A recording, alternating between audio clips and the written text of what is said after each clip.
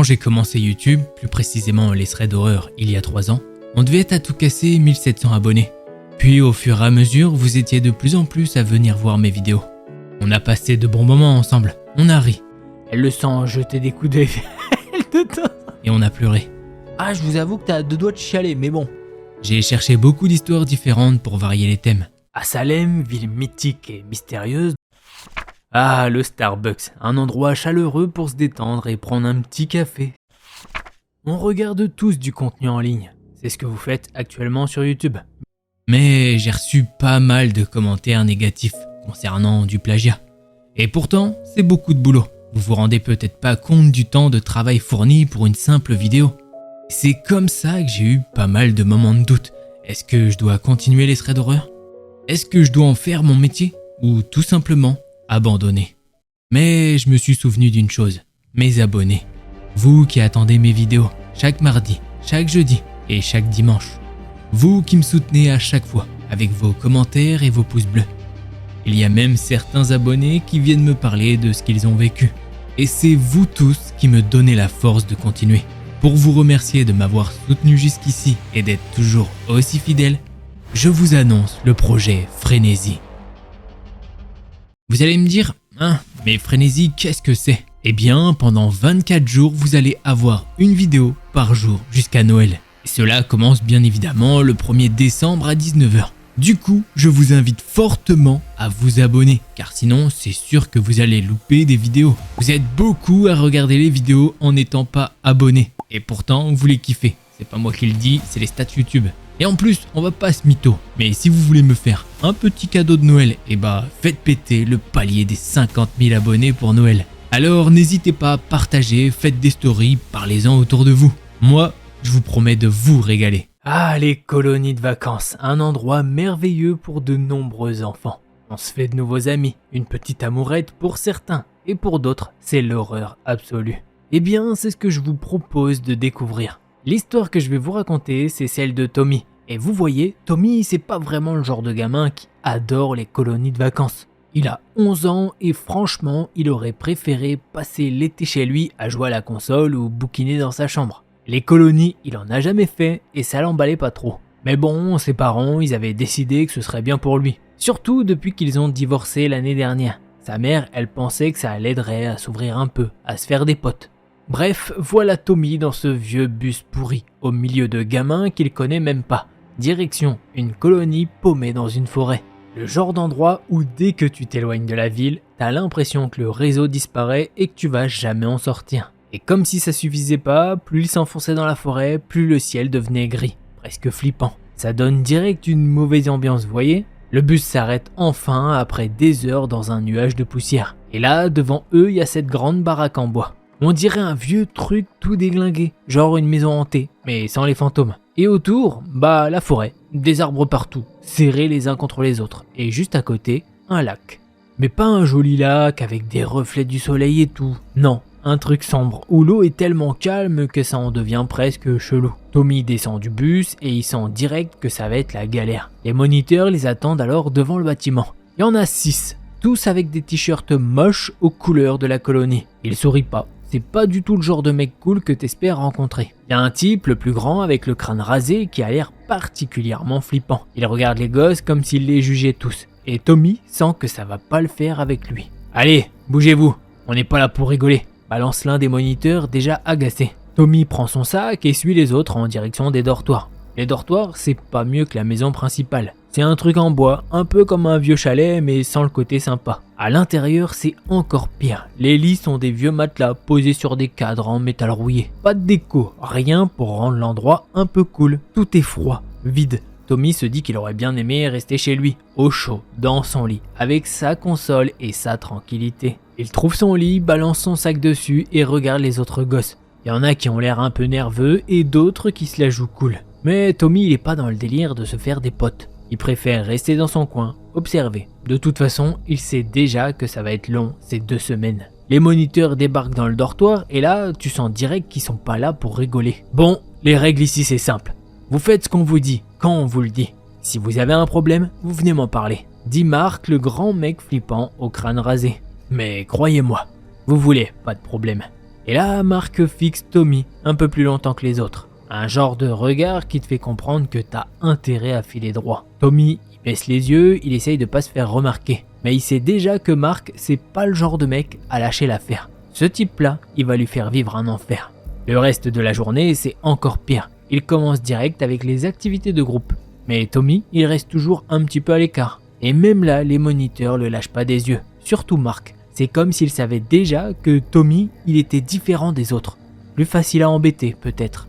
Le soir, ils font un feu de camp au bord du lac. Normalement, ça devrait être sympa, non? Sauf que l'ambiance est un petit peu bizarre. Les moniteurs, ils restent en retrait, en train de discuter entre eux. Les enfants essayent de se détendre, mais Tommy, il peut pas s'empêcher de regarder le lac. Il y a quelque chose de pas net avec cet endroit. L'eau est tellement calme, presque trop. Et puis, il y a la forêt qui fait un cercle autour de tout ça, comme si elle les observait. Quand il retourne enfin au dortoir, Tommy se glisse sous les draps. Mais il sait que cette colonie, ça va pas être de tout repos. Et surtout, il a un mauvais pressentiment. Mark, avec son sourire bizarre et son attitude flippante, c'est pas un bon signe. Pas bon du tout. Dès le lendemain, Tommy se rend compte que les choses vont partir en vrille, et rapidement. Il est à peine 8h du matin qu'ils sont déjà tous dehors pour une sorte de réveil musculaire. Tous les enfants alignés à faire des pompes et des abdos, sous les ordres de Mark et des autres moniteurs. Tommy, lui, galère. Pas qu'il soit particulièrement faible, mais bon, c'est pas un athlète non plus. Mark le repère direct. Bah alors, t'as du mal? T'es sûr que t'as 11 ans? On dirait un bébé qu'il balance avec son air moqueur. Les autres gamins se marrent. Tommy sent la gêne monter, mais il dit rien. Il garde la tête baissée et essaye de suivre le rythme. Mais c'est clair que Mark le lâchera pas. Il sent déjà que c'est lui la cible. C'est toujours comme ça dans ces situations. T'as un groupe et il y a toujours un gars ou une fille qui se fait remarquer parce qu'il est un petit peu différent. Et c'est celui-là qui prend. Le reste de la matinée, c'est pire. Pendant qu'il prépare le matériel pour une activité au bord du lac, Mark continue de le prendre pour cible. Chaque fois que Tommy essaye de faire quelque chose, le mec trouve un moyen de le rabaisser. T'es lent comme un escargot, mec. Si t'étais dans une équipe de foot, tu serais sur le banc tout le temps. Tommy essaye d'ignorer, mais plus il avance dans la journée, plus ça devient lourd. Et Mark n'est pas le seul. Il y a un autre moniteur, Stéphane, qui commence à se joindre à la fête. Lui, il est plus discret dans son harcèlement, mais tu sens qu'il adore quand Mark se moque de Tommy. Il lance des petites remarques par-ci par-là, mais assez fort pour que tout le monde entende. « Eh Mark, regarde, notre champion est déjà fatigué », dit-il en rigolant, alors que Tommy traîne derrière le groupe lors d'une randonnée. À partir de là, ça devient constant. Chaque activité, chaque moment de la journée est une nouvelle occasion pour Mark ou Stéphane de se moquer de lui. Parfois, il lui demande de faire des trucs juste pour le plaisir de le voir échouer, comme porter du matériel beaucoup trop lourd pour lui. Et le pire, c'est que les autres enfants commencent à suivre. Tu sais comment c'est, quand des adultes montrent l'exemple, les gamins imitent. Un soir, après une autre journée pourrie, Tommy se retrouve seul dans le dortoir. Les autres gamins sont dehors autour du feu de camp. Lui, il a juste une envie, c'est d'être tranquille. Mais évidemment, Mark trouve une excuse pour le déranger. Il entre dans le dortoir sans frapper et le regarde avec ce même sourire moqueur. « Bah alors, t'es même pas capable de te mêler aux autres? T'as peur du feu? C'est ça ?» Tommy ne répond toujours pas. Il sait que s'il réplique, ça va être pire. Alors il garde le silence. Mais ça énerve Mark. « Ah, t'es muet en plus. Écoute, ici t'es pas chez toi. Tu fais ce qu'on te dit. Et si t'es pas content, tu peux aller te plaindre. Mais crois-moi, ça servira à rien. » Tommy serre les dents, il sait pas quoi faire, ni quoi dire. Il a juste envie de disparaître, de se fondre dans le mur. Chaque mot que Mark dit, c'est comme une claque invisible. Mais dans sa tête, quelque chose commence à changer. Il se dit que ça peut pas continuer comme ça. Il sait qu'il n'a personne à qui en parler. Pas ses parents qui sont loin, ni même les autres moniteurs qui sont en grande partie du côté de Mark. Les jours passent et ça ne fait qu'empirer. Mark le fait courir plus longtemps que les autres, lui donne toujours les pires tâches à faire, comme nettoyer les toilettes ou ramasser les déchets du camp. Le harcèlement, c'est devenu quotidien, et Tommy commence à perdre espoir. Les autres enfants ont arrêté de lui parler, soit parce qu'ils ont eu peur de Mark, soit parce qu'ils trouvent ça plus drôle de se moquer aussi. Un jour, alors qu'ils sont au bord du lac, Mark pousse le bouchon encore plus loin. Il demande à Tommy de traverser le lac en canoë tout seul, alors qu'il n'a jamais fait ça avant. Il sait que Tommy va galérer, et c'est justement ce qui l'amuse. Tommy hésite, il regarde l'eau sombre et calme, et il a ce pressentiment, cette peur au fond de lui. Mais il sait que s'il refuse, ça va être encore pire. Alors il monte dans le canoë, les mains tremblantes, et commence à ramer. C'est là que tout bascule. Le canoë se renverse au milieu du lac, et Tommy se retrouve dans l'eau froide. Le choc est brutal, il panique, essaye de nager, mais l'eau est glacée, et il perd vite ses forces. Les autres gamins se mettent à crier, et même Stéphane paraît inquiet. Mais pas Marc, lui il reste là, les bras croisés, un sourire en coin, comme s'il s'en fichait complètement. Finalement, c'est Stéphane qui se jette à l'eau pour aller chercher Tommy. Il le ramène au bord, tremblant de froid, mais bien vivant. Pourtant, même à ce moment-là, Marc ne laisse pas tomber. « Allez, lève-toi, c'est pas la mer à boire. Si t'avais un peu plus de courage, t'aurais pas fini dans l'eau comme une pierre. » C'est là que Tommy comprend que ce mec est pas juste un connard, il est vraiment dangereux. Ce type est prêt à tout pour le faire plier. Mais Tommy sait qu'il n'aura pas de soutien ici. Il est tout seul.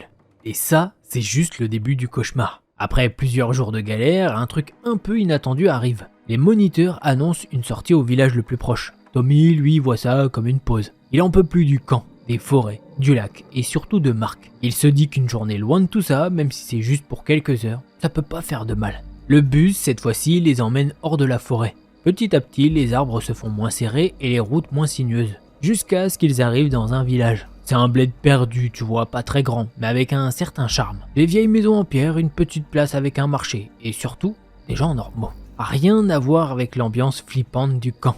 Dès qu'ils descendent du bus, Marc reprend son rôle de tyran. Il siffle et ordonne aux gamins de rester en groupe, de pas faire de conneries. Comme d'habitude, il garde un œil sur Tommy, comme s'il cherchait le moindre prétexte pour le rabaisser. La matinée passe tranquille, les gosses se baladent, achètent des trucs au marché avec l'argent que leurs parents leur ont donné. Tommy, lui, reste en retrait. Il traîne dans son coin, essayant de profiter du moment loin du camp. Mais même là, il sent toujours cette pression, cette peur que Marc surgisse de nulle part pour lui faire un sale coup. Alors qu'il se promène seul dans une rue un peu moins fréquentée, Tommy tombe sur un petit café bien tranquille, avec une terrasse à l'ombre. Il hésite un moment, puis il se décide à y s'asseoir. C'est là qu'il voit un vieux type assis à une table tout seul.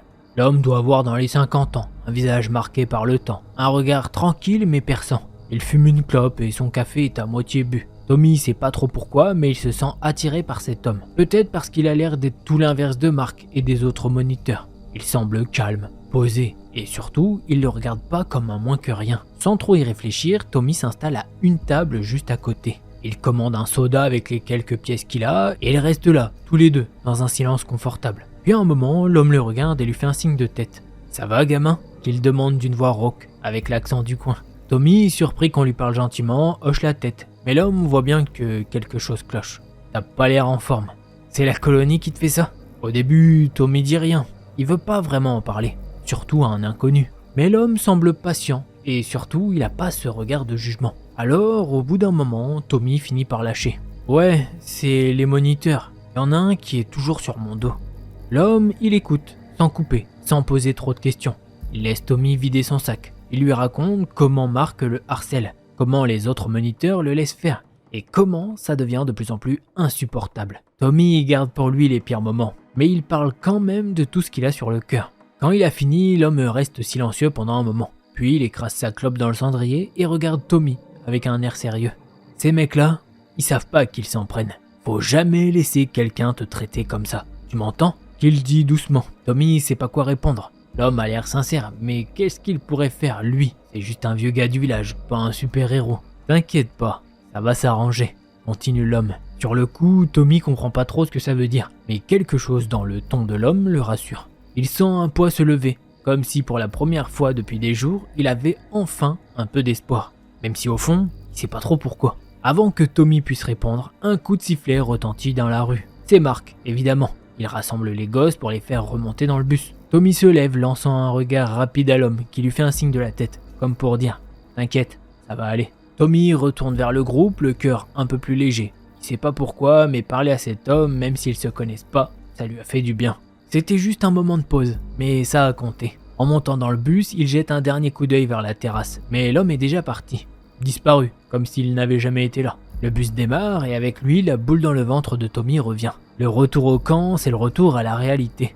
Et Marc, avec son sourire moqueur, le fixe déjà, comme s'il avait quelque chose en tête pour la prochaine humiliation. Mais Tommy, lui, repense à ce que le vieux lui a dit. Peut-être que, d'une façon ou d'une autre, les choses vont s'arranger. Peut-être pas comme il l'imagine, mais qui sait. Le trajet de retour vers le camp est long, plus long qu'à l'aller. Le bus file à travers les petites routes de campagne, les arbres défilent par les fenêtres. Mais Tommy, lui, est perdu dans ses pensées. Il repense encore et encore à l'homme du village. Son regard, sa voix, tout ça le hante un peu. Il se demande ce que ce type voulait vraiment dire avec son « ça va s'arranger ». Peut-être que c'était juste une façon de parler, une manière de le rassurer, mais il y avait un truc dans son ton, comme une promesse. Le bus ralentit et finit par se garer devant l'entrée du camp. C'est là que Tommy sent la boule dans son ventre revenir d'un coup. L'euphorie de la pause est déjà loin derrière, et la réalité du camp le rattrape vite. Mark, avec son air de chef de meute, descend du bus en premier, suivi par les autres moniteurs. Les enfants traînent derrière et Tommy, lui, fait tout pour rester invisible. Mais il le sait, il peut pas échapper à Mark. Dès qu'ils sont tous sortis du bus, Mark l'attrape du regard. Et Tommy sait que la journée va pas bien se terminer. Bon, les enfants, on rentre dans les chalets et on prépare le dîner. Pas de temps à perdre, crie Mark avec son habituel ton autoritaire. Tommy fait ce qu'on lui dit, mais il sent que quelque chose a changé. Depuis qu'il a parlé au vieux gars, il voit les choses différemment. Avant, il encaissait tout sans rien dire, comme si c'était normal. Mais là, il commence à bouillir intérieurement.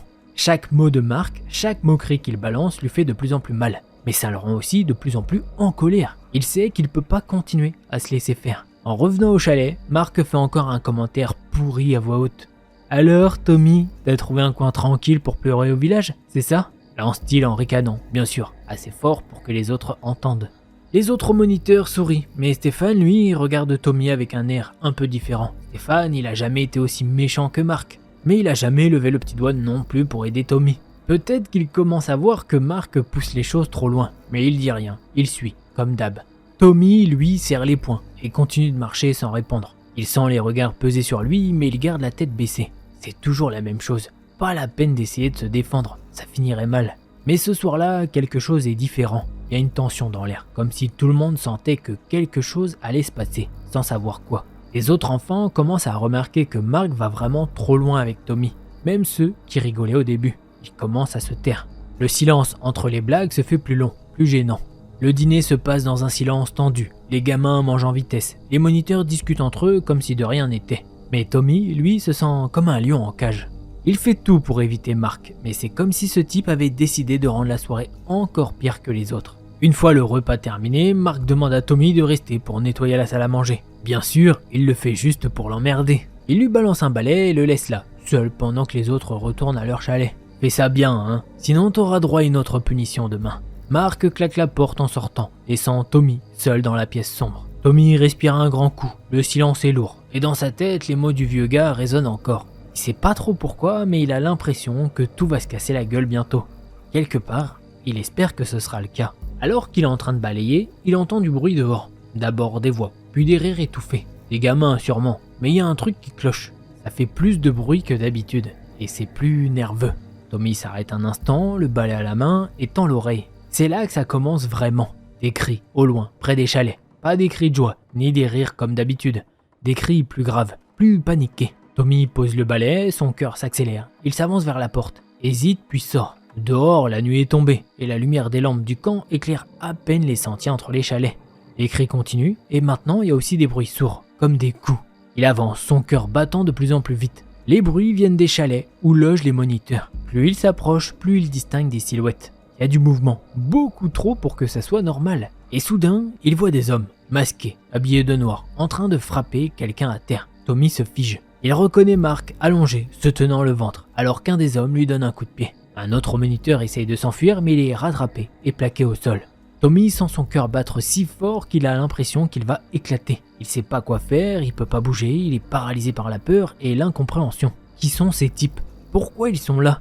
Et surtout, comment ça a pu dégénérer aussi vite? C'est là qu'un des hommes se tourne vers lui. Un instant, leurs regards se croisent, et Tommy sent son sang se glacer. L'homme s'avance vers lui, lentement, comme s'il savait exactement qui il était. Tommy recule d'un pas, puis deux, incapable de parler, de crier. Mais l'homme s'arrête juste à quelques mètres de lui. Il incline légèrement la tête, presque comme un salut. Puis, sans un mot, il tourne les talons et disparaît dans la nuit, suivi par les autres hommes.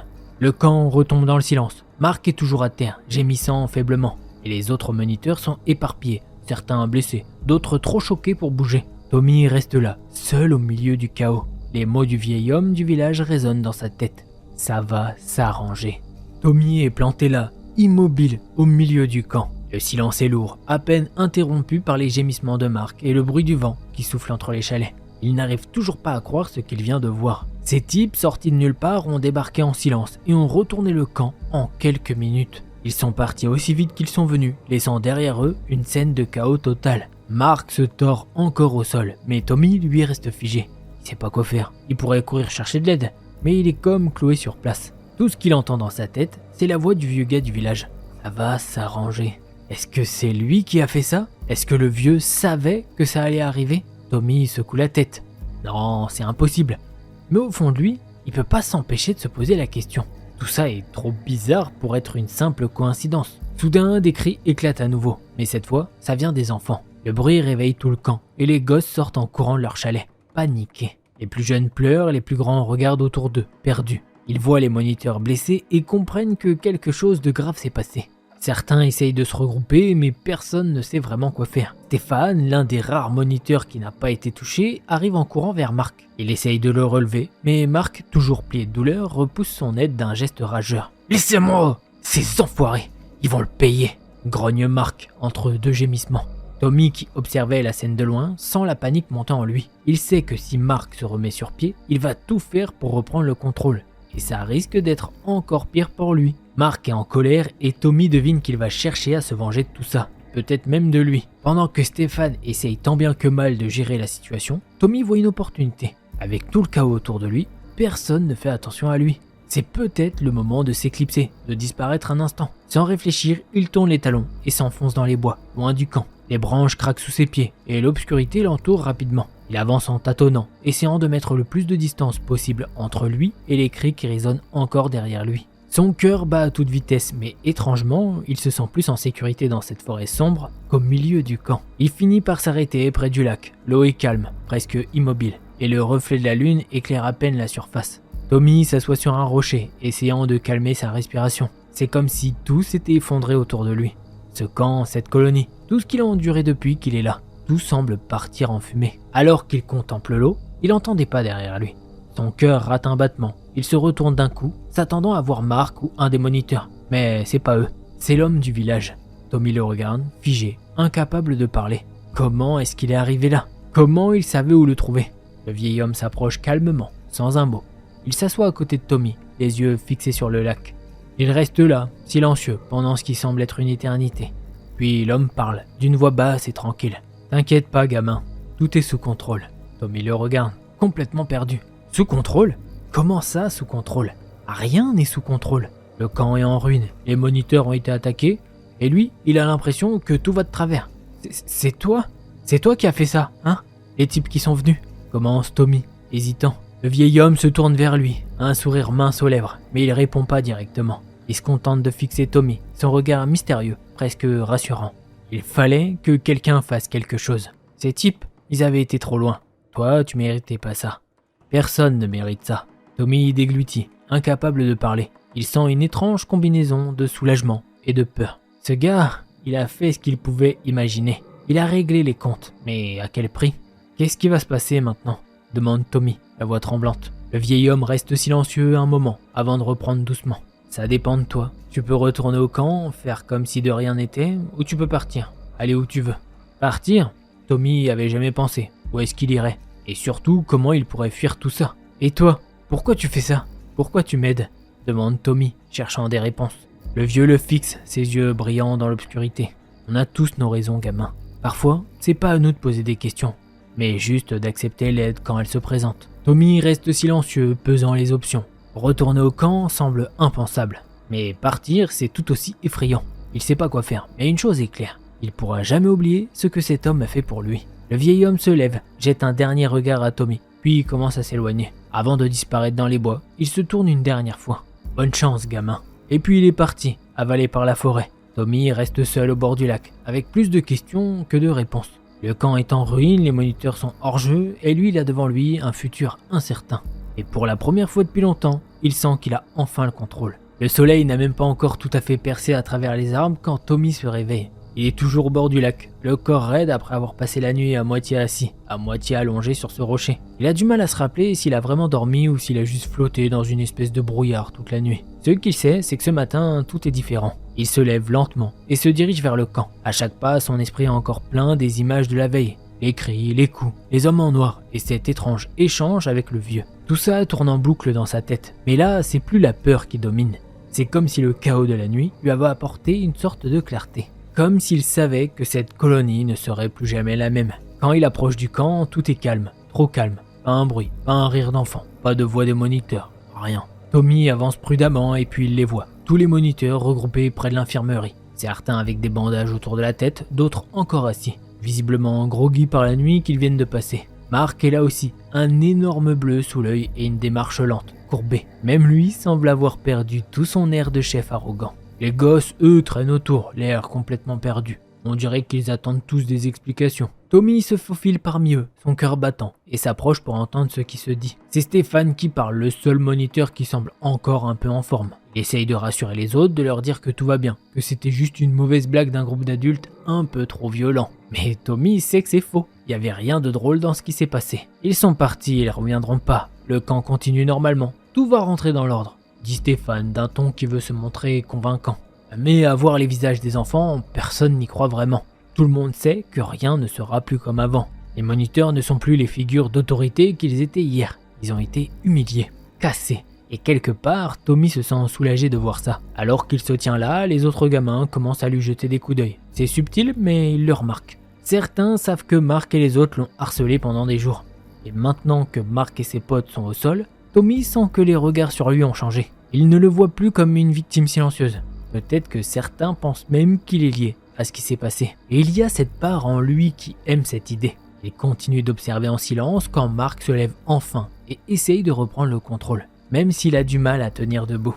Allez, c'est bon, on va pas pleurer pour ça. On nettoie le bordel et on continue comme avant. Mais tout le monde le regarde bizarrement. Il n'a plus le même poids dans la voix. Même Stéphane le fixe avec une expression de doute. Les moniteurs essayent tant bien que mal de rassembler les enfants pour commencer la journée. Mais la tension est palpable. Tommy lui reste en retrait, observant. Il sait que quelque chose a changé définitivement. Même Mark a perdu sa toute-puissance. Ce camp, qui avait été un enfer pour lui, n'est plus le même. Soudain, Stéphane s'approche de lui. C'est la première fois qu'il a fait ça depuis le début de la colonie. Il a un air fatigué, mais pas hostile. « Ça va, Tommy ?» demande-t-il doucement. Tommy hoche la tête sans vraiment savoir quoi répondre. Il attend presque une question, un truc du genre. « Tu sais quelque chose sur ce qui s'est passé cette nuit ?» Mais la question ne vient pas. Stéphane le regarde un instant, puis soupire. « Écoute, je sais que Mark a été dur avec toi. Si t'as besoin de parler, tu sais où me trouver. » Tommy le fixe, surpris. C'est comme si tout d'un coup, il se rendait compte qu'ils avaient été trop loin avec lui. Comme si cette attaque de la nuit les avait forcés à prendre conscience que les choses avaient dérapé. Il hoche la tête encore une fois, mais intérieurement, il se dit que c'est trop tard. Stéphane pouvait bien venir lui parler maintenant, mais où était-il avant ? Alors que Stéphane s'éloigne, Tommy regarde autour de lui. Le camp est encore là, les chalets n'ont pas bougé, mais rien ne sera plus pareil. Il se sent un peu plus fort, plus maître de ce qui lui arrive. Le reste de la matinée se passe dans un étrange calme. Les enfants suivent les moniteurs sans poser de questions, mais on sent que la dynamique a changé. Tommy sent les regards des autres enfants sur lui, certains curieux, d'autres pleins de respect. Il sait que cette nuit a tout changé pour eux aussi. Mark et les autres moniteurs ne sont plus invincibles. Leur petit règne a pris fin. Alors que l'heure du déjeuner approche, Tommy se sent plus léger, plus libre. Il ne sait pas si les hommes en noir reviendront, ni s'il reverra un jour le vieil homme du village. Mais une chose est sûre, cette colonie ne lui fera plus jamais peur. Et voilà, c'est comme ça que se termine ce thread d'horreur qui, ma foi, est long, bien long quand même, mais vraiment trop bien. Trop bien, malheureusement, un peu trop réel. J'aime pas ça, parce qu'on parle d'harcèlement, et si jamais, je vous en conjure, si par exemple il y en a qui m'écoutent et qui sont à l'école, ou enfin collège, lycée, etc., dans un endroit scolaire si possible, parce que c'est quand même un peu là où il y a le plus de bully, si je peux dire, de harcèlement, eh bien, agissez, faites quelque chose, ne restez pas là sans rien faire, même si vous n'êtes pas la personne qui bully, essayez peut-être d'avoir le CPE ou une figure d'autorité pour que ça c'est pas lieu d'être. Allez, on passe au prochain thread d'horreur. Avant de vous raconter cette histoire, je vous fais un petit trigger warning, ça va parler de violence envers les animaux. Et d'ailleurs, c'est aussi une histoire abonnée. Voilà. Pauline veut nous raconter une histoire qui se passe en ce moment, là où elle vit, et qui lui fait vraiment peur. Elle habite dans un petit village, dans une cité où elle a grandi. C'est un endroit où tout le monde se connaît, vu qu'il n'y a pas beaucoup de monde. Il y a quelques années, sa sœur habitait dans le même village, juste au bout de la rue. Un matin, vers 10h, sa sœur l'appelle en panique, en criant qu'elle a besoin d'aide. Pauline court jusqu'à chez elle et ce qu'elle voit la traumatise pour de bon. Devant la porte de sa sœur, le chat est affalé, complètement éventré, vidé de tout l'intérieur. Tout est visible, il y a du sang partout. La scène est tellement horrible qu'elle en vomit sur place. Elles comprennent tout de suite que le chat n'a pas pu se retrouver là tout seul. Sa sœur décide alors de porter plainte contre X, vu qu'elles n'ont aucune idée de qui a pu faire ça. Peu de temps après, sa sœur déménage pour d'autres raisons. Mais étrangement, la semaine qui suit l'incident, Pauline remarque qu'un homme du village a une cage toute propre, comme s'il l'avait nettoyée à fond. Sans preuve, les autorités ne peuvent rien faire. Le village est sous le choc et tout le monde devient méfiant pendant un moment. Et les années passent et plus aucun événement de ce genre ne se produit. Les gens finissent par baisser leur garde. Puis il y a environ un an, un voisin de Pauline débarque un matin, vers 7 heures, et demande à tout le village s'ils ont vu quelque chose d'étrange dans la nuit. Personne ne comprend, alors il explique que son chien a été empoisonné. Il a mangé un sandwich bourré de clous, de bouts de verre, de mort au rat et tout ce qu'on peut imaginer de dangereux pour un animal. Le voisin va aussi porter plainte, mais personne n'a rien remarqué de bizarre. À partir de ce moment-là, les empoisonnements se multiplient, toujours de la même manière, sans que personne n'arrive jamais à attraper l'auteur. Les policiers se mettent à faire des rondes jour et nuit, mais ils n'arrivent jamais à le coincer. Ils finissent par dire aux habitants qu'il s'agit sûrement de quelqu'un du village, vu qu'il n'y a qu'à marcher quelques minutes pour jeter ses sandwichs empoisonnés dans les jardins des gens qui ont des chiens. Pauline est particulièrement angoissée parce qu'elle a elle-même 2 chiens. Alors elle et sa mère surveillent constamment, encore marquées par ce qui est arrivé au chat de sa sœur. Puis les choses se calment pendant quelques semaines, jusqu'à ce qu'elles apprennent très récemment qu'une voisine en face de chez elle a aperçu le fameux psychopathe en pleine nuit, avec une carabine, essayant de tirer sur des chats. Elle a très bien vu son visage, elle le reconnaît parfaitement, mais elle refuse de donner son nom, par peur des représailles. Tout ce qu'elle veut bien dire, c'est que cet homme a lui-même un chien.